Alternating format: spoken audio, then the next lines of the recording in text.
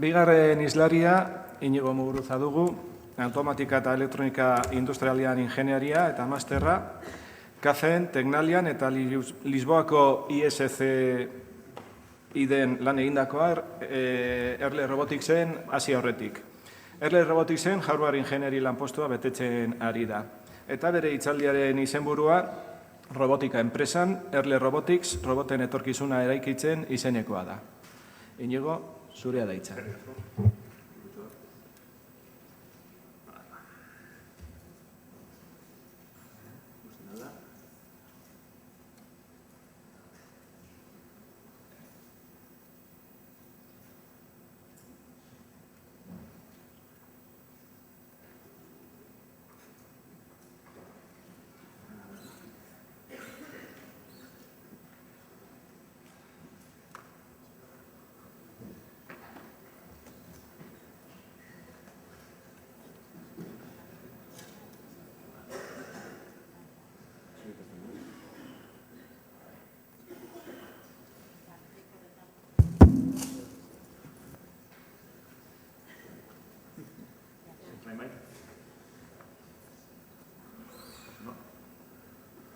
Lehenik eta bain eskerrik asko, hitzaldi hau emateko aukera emategatik. Eta, hori, ni Erle Robotics enpresako langile banaiz, eta gaur, robotika enpresaren munduan zer erabilia duen esplikatuko dut. Erle Robotics enpresa gazte bada, gazte izen gabe finkatua, eta gure ibilbidea esplikatuko pixkatxo bat, zer lan egiten dugun. Eta ondoren, gure azken robota ekarri dut, Erle Spider izenekoa, eta robotaren esplikatu dugun, komplexiotasun hori abstraituta, adibide bat erakutsuko izat. Oso da.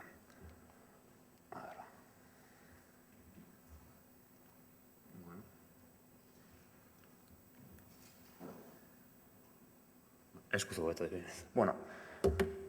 Robotika da hitzaldi honen arloa, eta guk Erle Roboticsen uste duguna da robotika datorren iraultza teknologikoa jasango duen arloa izango dela. Eta hau zergatik diot? Adibidez, ordenagailuak azken 20 urteotan jasan duten garapena ikusita, robotika ordenagailuak 80. hamarkadan dauden lekuan dago. Zergatik diot hau? Alde batetikan, kostuari dagokionez, asko jaitsi da. Orain arte, robotak beti oso elementu garestitzat hartu dira, baina teknologia garatu egin da, 100 euro batzuengatik robotak eskuratzea arte. Hori alde batetikan. Eta beste alde batetikan, inguru giro edo tresneri egokia sortu da roboten inguruan garapena hau errazteko. Eta honi, iturri ireke edo open source izeneko robotetan. Eta, orokorrean, teknologian, arlo ezberdinak kontrolatzeko balio dute. Adibide honena, gaur egungo mobila dira. Googleek Linuxen oinarritutako Android sistema eragilea sortu zuen, eta honi esker, smartphone arloan liderra da, eta sistema eragilea kode irekikoa da, eta merkatu honetan lidertza hori du. Eta honek, enpresak orokorrean bildurra galdu dute termino honen aurrean, eta inbertsioa asko handitu da. Beraz, guk uste duguna da, denbora gutxian, edonork bere etxean robot bat edukiko duela, robot pertsonal bat edukiko duela. Gaur egun, ordenagailu pertsonalak ditugun moduan.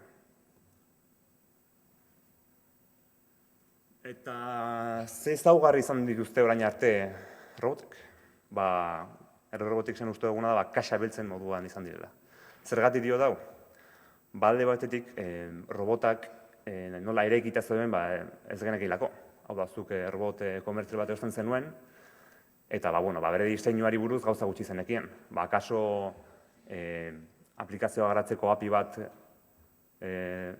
ematen zuten, baina horren atzean implementazioari buruz gauza gutxi genekien.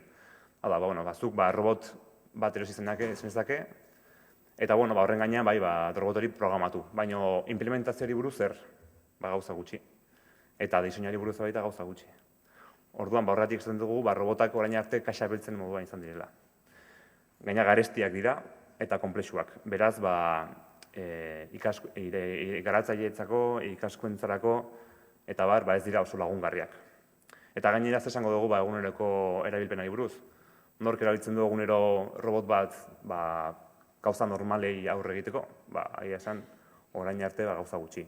Industrian erabiltzen dira, eta olako arloetan, investigazioan, akaso, baino ez eguneroko bizitzen. Beraz, guk robotiksen, behar honen aurrean, erantzun bat emain nahi dugu.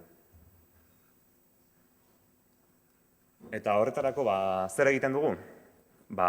Burmuin robotiko artifizialak egiten ditugu. Zertarako, modu ireki batean, open source tresnak erabiliaz, komunidadean garatuz, zuen bakoitza bere robotak egin dezake. Robotak eraiki, robotai buruz ikasi, elektronika, softwarea, eta bar. Hau da, pixka robotikaren demokratizazioa eskaini nahi dugu. Azkenean edozein pertsonak gai izan daitekeela, robot bat hartu, bera programatu, robotikari buruz ikasi, erabili, aplikazioak sortu, banatu, eztabaida sortu, eta bar.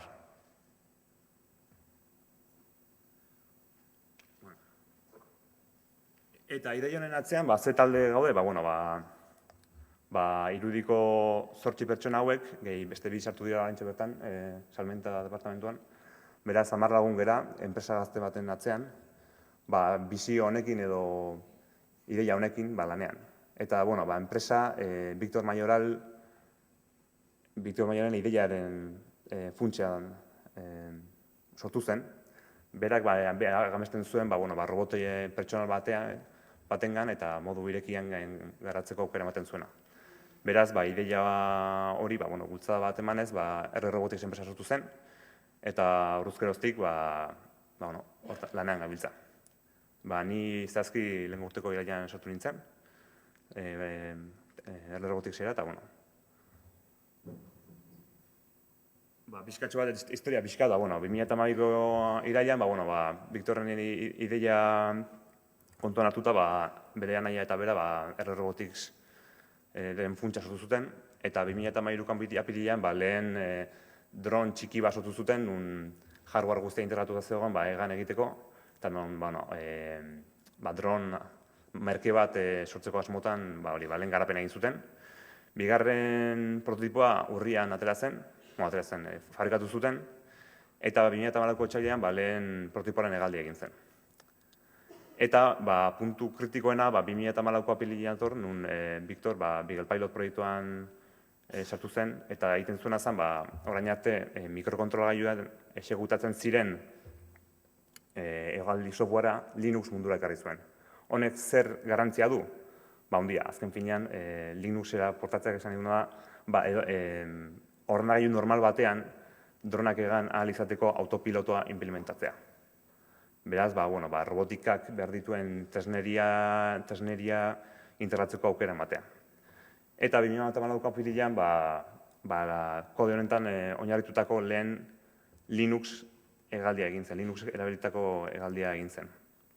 Eta hortik, lan hau oinarritzat hartuta, guia lanen hasi ginen, burmuina artifiziala garatzen, eta 2015ean, urtarrilean lehen burmuina kaleratu genuen, eta hortik aurrera burmuina honekin gure lehen robotak sortu ditugu.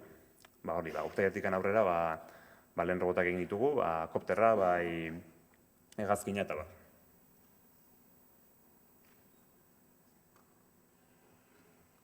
Eta zertan oinarritzen dugu gure teknologia? Linux sistema eragilean. Azken 20 urteotan garatu den kernel honetan. Eta, zenbaki batzuk agertuko ditut, ikusteko erabilera, geroz eta garrantzizkoagoa dela teknologia munduan. Interneten, 3.000 milioitik, 80 milioik galtzen du Linux, sistema eragilea. Eta hortatik 25 milioik Ubuntu fitategi sistema. Beraz, komunitatea edo erabiltzaile asko dago munduan zehar, barraiaturik. Eta guk uste dugu, hemendik etorkizunean, inpaktu handiagoa izango duen teknologia izango dela. Eta pixkanaka, komunitatea handitu ingo dela, erabiltzaileak handitu ingo dira. Eta, bueno, hori garrantzizkoa da, denentzako, ze sistema ireki bat delako, eta edonork ikasi dezakelako Linuxei buruz eta bere lana hortan oinarritu. Eta R Robotics, Dronecon Foundationeko parte da. Fundazio honek drone eta roboten kodea bultzatzen saiatzen da eta barreiatzen saiatzen da. Eta teknologia eta baita esan zuten autopilotoa edo kontrolagailua mantentzen du. Zenbaki batzuk mahai gainean jartzearren, teknologia hau erabiltzen duten 15.000 hegaldi daude egunero. Hau da, 15.000 dronek egiten dute egan teknologia hau erabiliaz. Horrez aparte, 200.000 sistema baino gehiago daude munduan zehar berriaturik, teknologia erabiltzen dutenak, eta hilero 10.000 sistema berri saltzen dira. Hau da, 10.000 dron berri saltzen dira teknologia hau erabiltzen dutenak. Honek esan nahi duna da, denbora gutxian, droneren erabilera eta roboten erabilera asko zabalduko dela mundu guztian zehar. Hau esan zuten bezala, robotikaren demokratizazioaren alde. Orain, gure teknologiari buruz pixkatxo bat gehiago izango dizuet.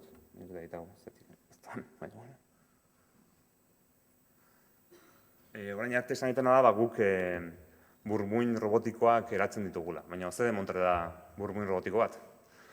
Azkenen, hardware, software eta naiz elementu mekanikoz oinarritzen den edo osatua dagoen teknologia da. Hardware behar dugu, sistema eragilea, Linux sistema eragilea esegutatzeko. Eta baita, sensore eta elementu ezberdinekin interfazea edo komunikazioa garatzeko.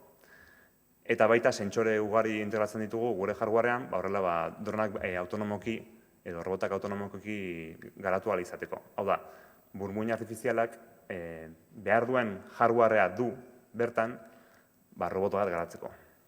Softwaren aldetik, guk tresneri osoa eskaintzen dugu, guri iruditzen zaigun tresnerik egokien txertatzen dugu bertan, hau da, sistema eragilea, guk kernela hackeatzen dugu eta bar, eta robotika garatzeko tresneri bilduma bat eskaintzen dugu. Horien artean ROS frameworka eta bar. Eta hori dena kaxa batean sartzen dugu, malgukekin eta bar, konektorekin eta bar, produktu bat eskainiaz. Lehenik eta behin, hau izan zen gure lehen produktua, RBrain lehen inbertsioa, eta produktu honen bereizgarritasuna izan zen Linuxen oinarritutako lehen autopilotu irekia izan zen mundu guztian zehar, eta teknologia guztia Euskaditik irtendako izan da. Eta, beste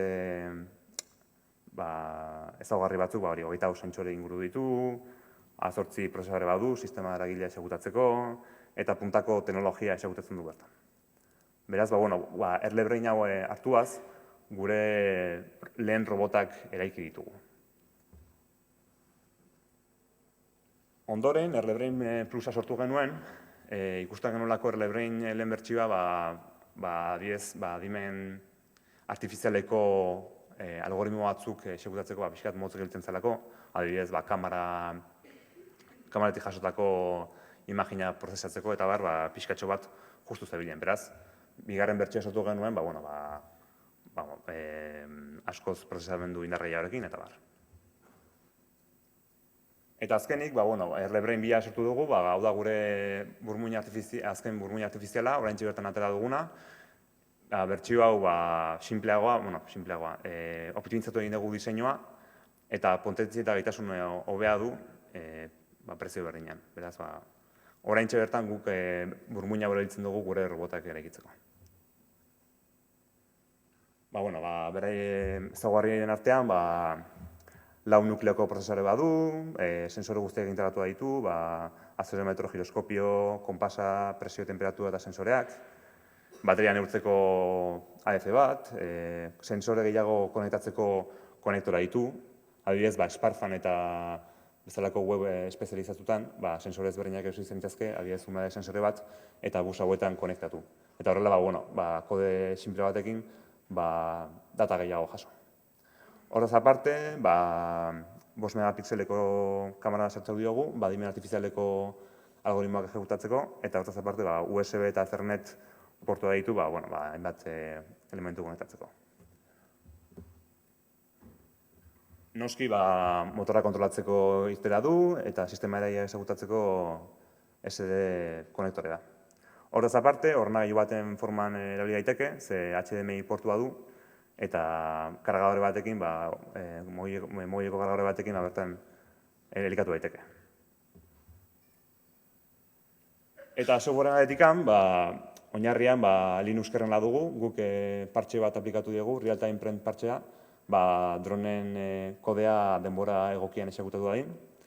Eta horren gainean, hainbat tresna, esan zituen bezala, robota eraikitzeko ROS sistema eragilea instalatu dugu, eta dronen kodea exekutatzeko APM autopilota erabiltzen dugu. Beraz, horren gainean, zuk edozein tresna instalatu zen dezake, ze azken finean, ordenagailu baten antzera da, eta bertan aplikazioak sortu, eta bar. Burmuin hauek erabiliaz, ondorengo robotak sortu ditugu, azken urte honetan. Lehenik eta baina helikoptera eta genuen, eta hortaz aparte 6 motore duen kopter bat eta genuen baita, hexakoptera, eta hegazkin bat baita eskaintzen dugu. Hortaz aparte, kotxe antzeko rover bat badugu,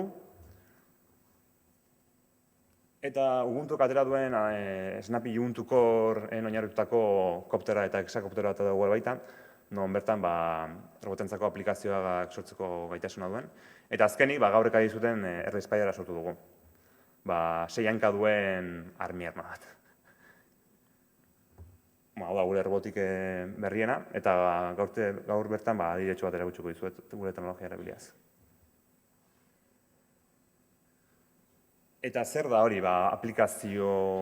robotentzako aplikazio denda, guk Canonical eta Open Source Robotic Foundation batera, robotentzako aplikazio denda bat sortzeko elkartu gara.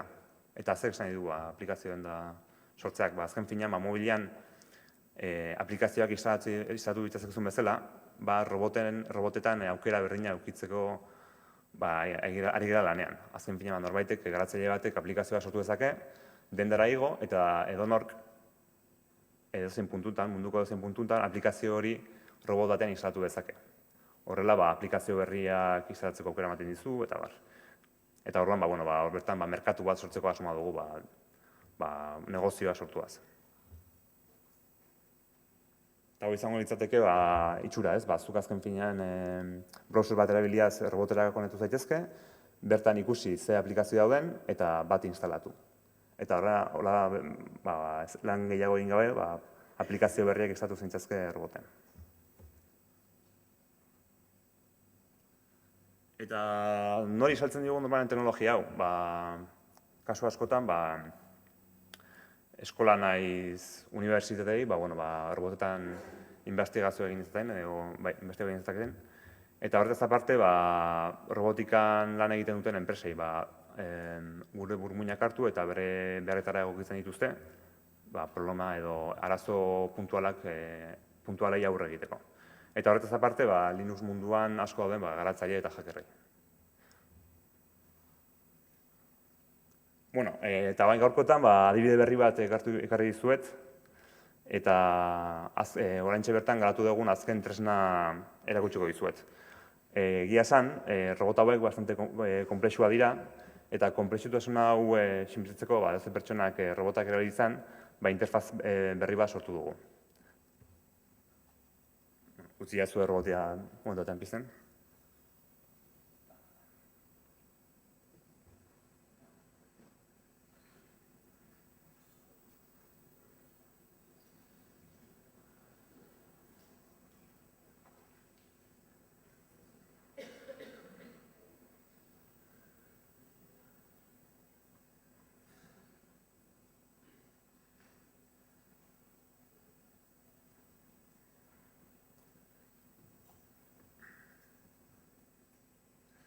Esan dizuten bezala, gure R-Roboticsen asmoa zera da, robotak demokratizatzea edo pertsonai erresago helaraztea. Eta asmo horrekin, adibidez R-Spider sortu dugu, nun egun hauetan, gure bulegoan, Twitter bidez kontrolatzeko aukera izan dugun, ikusten zuen diapostiban ikusten den tweetak erabiliaz. Eta, azken finean, esan iztuen bezala, gure intentzioa da, robotika demokratizatzea, eta hortarako, konplexitasun hau abstraitu egin behar da. Hau da, R-Spiderrak duen softwarea oso konplexua da. Baina, klaro, software hori ezin dugu den hori aurkeztu. Beraz, behar horren aurrean, interfaze berri bat sortu dugu, webidez funtzionatzen duena, eta gaur bertan adibide bat ere gutxiko dizuet. Modu hontara, robota modu simple batean programatzeko aukera izango da, edozein pertsonak kontrolatzeko moduan.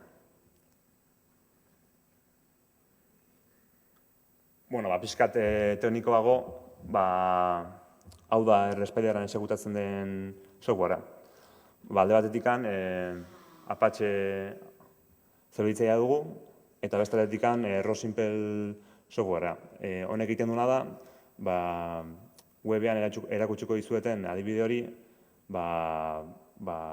itzuli R-Spiderrak duen beko software hortara komunikatuaz. Horrela, ikusten zuenez, kuadro urdinean agertzen den konplexitasun hori dena abstraitu egiten dugu web horri batera.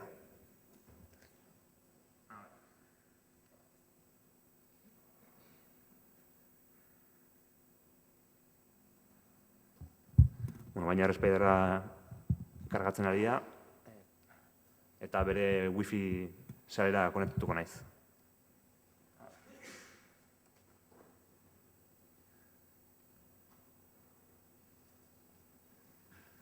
Denbora bizkatxoa behar du, wifi abiatzen dolako eta bar.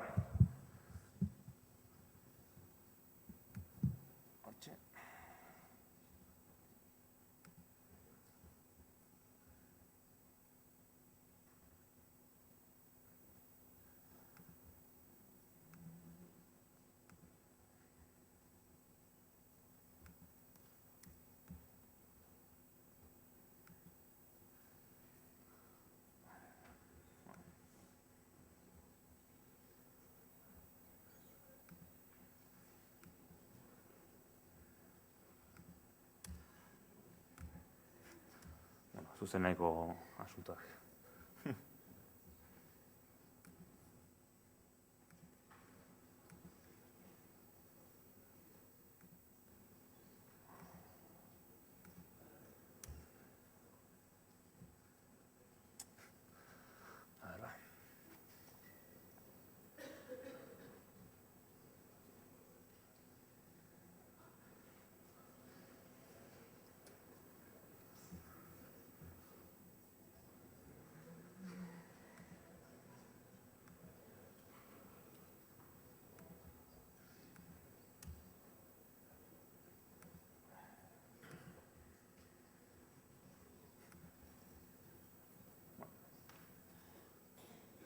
Ez du bitartean galdera bat emat bota, lasai asko, bakizue.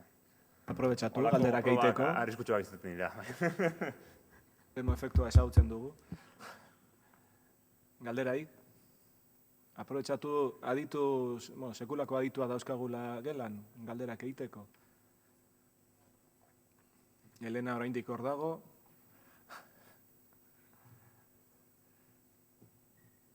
Inigo prest dago erantzuteko, naiz eta arazo tekniko bat konpontzen egon.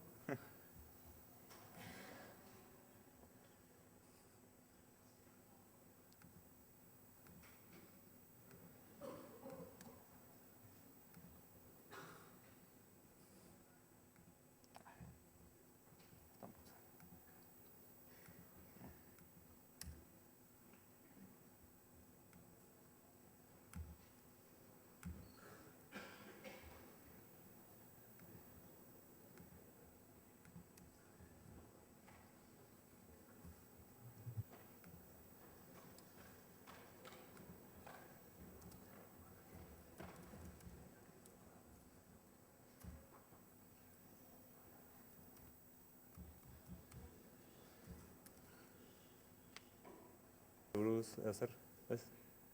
Bueno, gustatu zait... Bai, Zeuen amen. Azkenean bai? Bota. Zure enpresari buruz, zein da web horri aldea? rrobotics.com.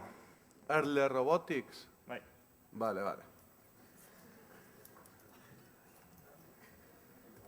Oso ondo, eta gustatu zait adibide bezala jarri duzuela open sourceen oinarritutako enpresa baten adibidea. Horrela, bizitzea posible dela demostratzen duzue. Bai, jende asko dago interesatua kodirekian. Eta, azkenean, robotikako kodea berrerabiltzea albiatzen du eta garapen denbora murriztuaz. Kostea jetxi eta gainera, nik uste hezkuntzarako oso egokia dien tresna da. Eta, uste dugu, robotikaren mundua dominatuko duen teknologia izango dela. Zalantzari gabe. Esker, Inigo. Bai, zuei.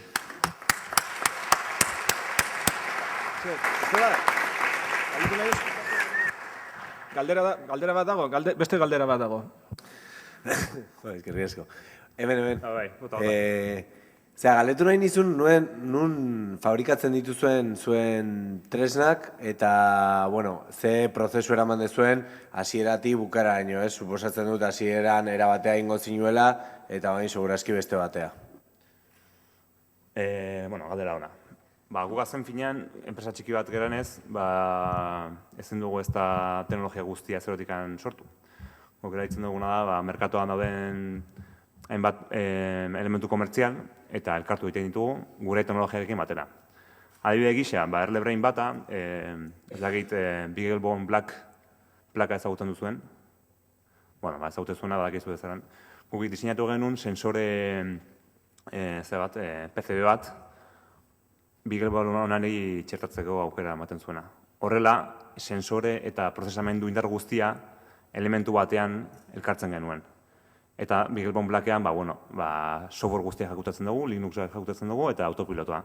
Autopilotoak hardware PC ontatikan hartzen ditu sensoren datu guztiak, eta autopilotoa, gai da, patron bat egan egiteko. Eta gero, adibidez, elektronika guzti hau guk Gasteizen fabrikatzen dugu. Eta beste elementu batzuk, adibidez, motorrak eta normalen bezala Txinatik erosten ditugu, kostua askoz bajoa dalako. Baina guk fabrikatzen ditugun elementuak hemen Euskadin fabrikatzen ditugula. Adibidez hori, baten bat elektronika. Eta muntaia baita bulegoan bertan egiten dugu, elementu muntaia. Eta, fabrikazio aldetikan, batez ere hori. Eta, softwarea baita, Linux kernel hartzen dugu, berritugun aldaketa egiten ditugu, eta gure burumientzako espezifikoa den sistema eragilea edo imagina eskaintzen dugu. Software guztia integratua dagoena, eta Beste galderarik? Animatu garea eta beste bat dago, bai.